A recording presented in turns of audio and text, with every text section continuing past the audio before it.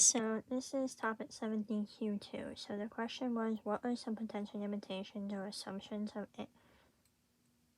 ANOVA and linear models, and how might these affect the validating of these results, and how can these limitations be addressed or amended? How can Python be used to develop a useful tool? So to answer those questions,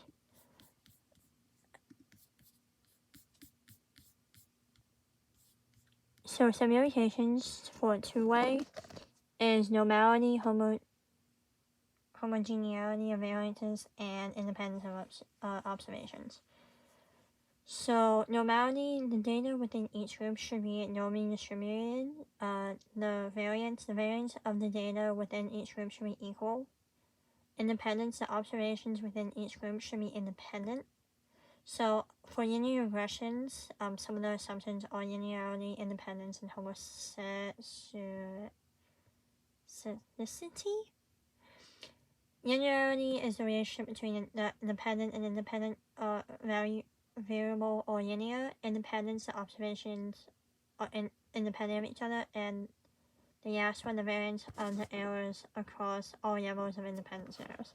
So the next part is how Python can be used to develop a useful tool. So for the ANOVA, it provides the F1-way function from SymPy, from the SymPy library, which is we can use in order to get the one-way test.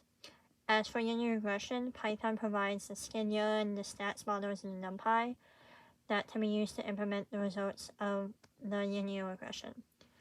So back to here. So there were two parts. So the ANOVA and the linear regression. The first part I'm showing you is the ANOVA. So my data set is from Kaggle, and it's the crop field data. So up here, before we even get into that part, it's implementing all the important data, all the important libraries for each set. And then, so that's what that part is. Now for the example, so right here it's reading the CSV file, the info and the description. So this is the description, and this is the information. And then category value for humidity and temperature. So I made subplots of everything. So yield, temperature, humidity, fertilizer, humidity bands, temp bands, region. And then scatter plots of this yield and height, yield and temp, yield and humidity, yield and fertilizer, humidity bands. So yeah. And then histograms as well, yield and height, yield and fertilizer, and yield and region. Once after those, we actually get into the results. So the results for the first one is all here, so that's this part here.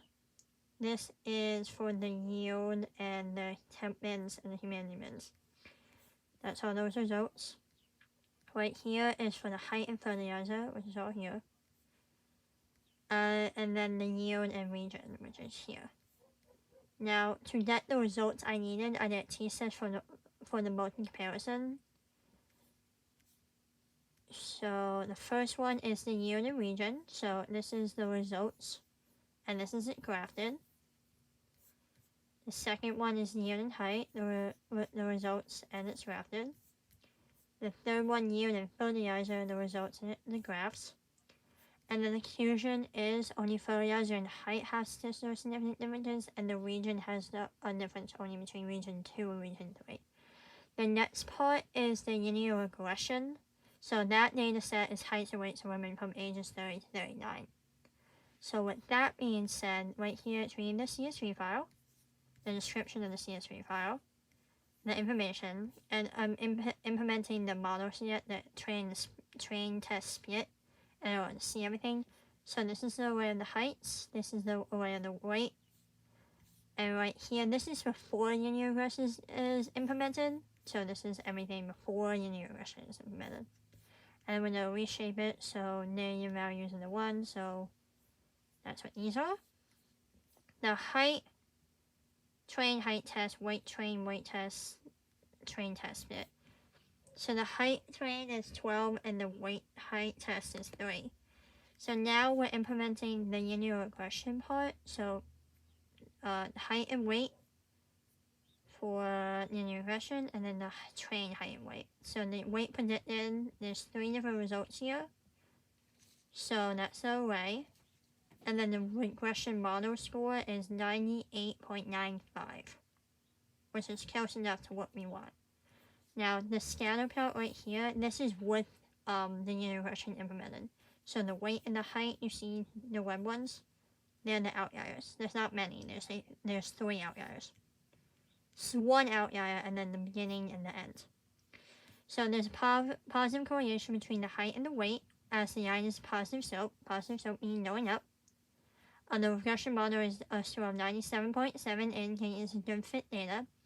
And there are a few outliers in the data that do not follow the general data results. So yeah, that is that.